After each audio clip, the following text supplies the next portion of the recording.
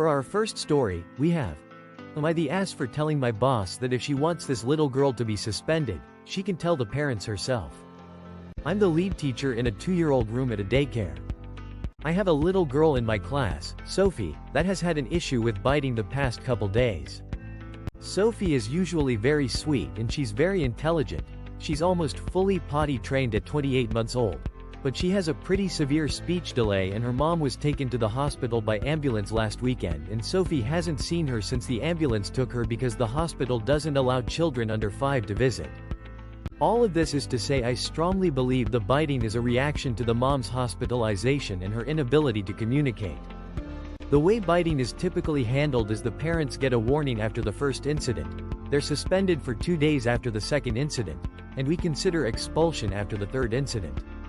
Everything up to expulsion is up to the lead teacher though, since our boss is never here. Whenever Sophie bites, I still have her grandma sign the incident report but I don't suspend her. On Wednesday Sophie bit a boy whose mom is friends with my boss. His mom complained to my boss about the bite and my boss told the mom Sophie would be suspended. The boy got to school yesterday and saw Sophie, so my boss got another complaint because Sophie is still there. Then my boss contacted me and told me I need to have Sophie's parents pick her up because her friend is upset, but I refused. I explained their situation to my boss so she might have a bit of sympathy, but she still insisted that Sophie couldn't be there. I told her that I refused to suspend her while her mom is in the hospital and that if she wants Sophie to be suspended that badly she can come down here and do it herself. Sophie is not suspended, but I still have to deal with a pissed off mom and my boss is upset, so I wanted to know if I am wrong for refusing to suspend Sophie. That's the end of our first post. Let's see what the commenters had to say. Our first commenter says, I agree with the other posters. I think you're correct about Sophie, but it isn't fair to the other kids and parents. I don't think Sophie should be expelled, but she should probably not be at daycare while mom's in the hospital. Our second commenter says, whenever Sophie bites, I still have her grandma sign the incident report but I don't suspend her. How many times has Sophie bitten other children? I appreciate your empathy and caring towards Sophie. However, you also have a responsibility to the other hapless kids in that class who are getting bitten. Where's your empathy towards them? One of my kids was stuck in a daycare room with a biter. It made other children not want to go to daycare, screaming and crying at drop-off.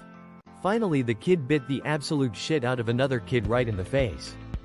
And the daycare finally had to boot the kid. You're the lead teacher. Be the lead. Do your job. Take care of all the children. Our third commenter says, you're the asshole. In the comments you say that you suspended children before for biting, but you choose not to do it with this child because you choose to sympathize with her situation while other children have to suffer from her biting. How is this fair? No parent wants their child to be in danger at daycare. You're putting all children in danger now. Medically too. Biting can be very dangerous. For our second story, we have, am I the ass for breastfeeding my son around my father-in-law despite him getting upset? I, 23 female, recently had my first child and have been breastfeeding. I don't use a cover because my baby doesn't like it. My husband's parents have commented in the past about my breastfeeding, saying I don't need to be doing it in public, distracting, and showing myself to people other than my husband, because it can wait until I can do it privately at home. The issue recently happened when my father-in-law came over to visit. He made a comment to my husband that I managed to overhear about how my top was showing a lot. I did notice him glancing down there a few times. I wasn't wearing anything revealing really, just a normal top, but I do have a bigger chest, and a little skin was visible. I know my husband's parents don't like me nursing around them or near them. My husband had asked me previously if I could do it in my room to not cause a fuss when they're over. I was nursing in my room upstairs that day, but I was getting tired. I haven't been getting much sleep, taking care of my baby, constantly going upstairs, and my baby was hungry. They were all busy outside and I was in the living room alone. I pulled my top down a little and started nursing my baby, but then my father-in-law came back into the room after coming back in the house, and looked right at me and huffed a little. My husband and mother-in-law followed him into the room and she said, "You don't have to do that here, do you?" To which I didn't really know how to respond. My father-in-law, who moved more into the room in front of me and was looking right at my chest, muttered under his breath, I'll just start walking around with my junk out, huh? My mother-in-law told me to take it to my room so her husband didn't have to see it all hanging out, and she motioned to her chest. I was just looking back at them, not knowing what to say. I kind of froze and just continued breastfeeding my son, and they just stood there watching like they were expecting me to move, and I just felt exposed and shy, wishing I had just done it in my room. My husband got them to calm down, and eventually his parents left the room with a little huff. My husband went and got me a glass of water. It got a little awkward after that. I'm not really confrontational, and for the rest of that day until they left I just went to my room quietly to do it. They've commented like this before and it's hurt my confidence, for example in breastfeeding in public. I really didn't mean anything and was just trying to feed my son. Am I the ass?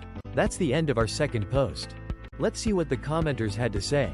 Our first commenter says, "How creepy that he associates breastfeeding with pulling out his genitals." Our second commenter says, "Not the asshole. You are not flaunting your bare breasts. You are feeding a baby." Next time they say something, reply by saying, "My breasts are for feeding my child, not for your sexual enjoyment. If you can't handle that, you need to remove yourself, as I will not make myself or my baby uncomfortable because you can't avert your gaze." Our third commenter says, "I'm guessing mother-in-law didn't breastfeed your husband." For our last story, we have, "Am I the ass for doing nothing now that my sister calls me her half-sister? My sister, 10 female, and I, 16 female, are full sisters. Mom died when she was 2 and I was 8, and when our dad remarried she called her mom, but I didn't. And I correct anyone who calls her my mom. Even if that means correcting my dad, sister or stepmom. To my sister, my stepmom is her only mom. Or at least she's the one she counts as mom. Whenever she talks about mom she'll say, 'Your mom,' to me. When dad remarried he told me I didn't need to use my stepmom's first name and I could call her mom too. I told him I didn't want to. He warned me it could cause problems in the future and I shrugged off his warning. Any problems are worth it to me. My dad doesn't agree and now we have one of those. My sister's pissed on my stepmom's behalf that I won't call her mom and correct anyone who calls her my mom. So she decided if I feel that way then we're half-sisters. It actually started because she told someone in school that we had different moms and the other kid said that would make us half-sisters. So she decided she'd only say I'm her half-sister and not her sister. I'm not going to fight a 10-year-old over it or beg her to go back to saying I'm her sister. My dad's reaction was different. He was pissed and he talked to my sister and explained we're not half-siblings and we have the same bio parents. But she said we're half-sisters anyway because we don't have the same parents. Dad said it wasn't true and she said I keep saying it that her mom isn't mine and then we don't have the same mom and we're half-sisters. Dad talked to her a lot, so did my stepmom. But she's standing firm.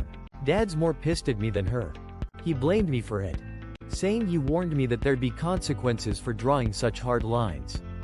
I told him that wasn't my problem and I wasn't upset. He said I should be and I should be doing something. Instead I let my sister call me her half-sister without doing something. He told me I'm older, I can reach her, I can apologize for upsetting her and making her do it. Which made me angry at Dad because he was blaming it all on me. I said it was unfair, he was putting her actions on me. He brought up consequences and how I'm doing nothing and he made it so clear that he puts this all on me. Am I the ass? That's the end of our last post. Let's see what the commenters had to say. Our first commenter says, "Not the asshole. The child always gets to choose the relationship with a step-parent. You made a choice, you are happy with your dad takes the actions of children too seriously. 10-year-olds say stuff, she may continue saying that or not, who cares? It's the reality she has grown up with that you both chose, you both seem happy with it. Your dad is causing unnecessary problems." Our second commenter says, "Not the asshole at all. Why is it so hard for your dad to accept that this is his problem since he's, I dunno, the parent?" Our third commenter says, "Not the asshole, you're the one not doing anything, you're just letting it happen, which doesn't make it your fault.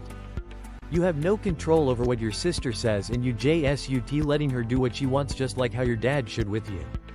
She chose your stepmom as mom and wants that, but she can't make that choice for you. If she thinks calling you her half-sister will make this change, then that's something your sister will learn the hard way once she gets older and sees she really has no sister since she's just pushing you away.